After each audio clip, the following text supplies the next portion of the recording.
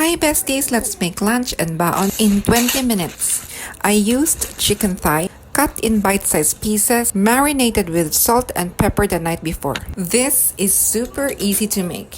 You can also stock this in the freezer, less the cheese. That way you can easily steam or microwave this on your busy days or you just don't wanna cook. I am so grateful for the Japanese who created these recipes. Thank you so much for sharing your geniusness. Now, Mama Jules will share this to the world. Besties, let's learn the technique, but we are free to customize the taste to your own liking. If you are interested in easy cooking, easy recipes, Japanese food, meal prepped, and anything Japan-related content, you can follow me for more.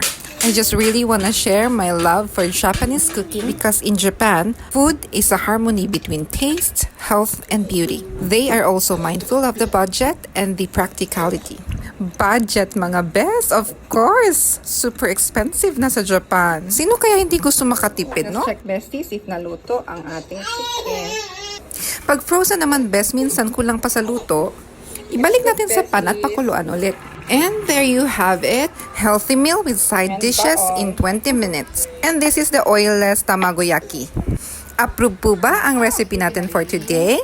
Thank you for watching besties. See you in our next meal.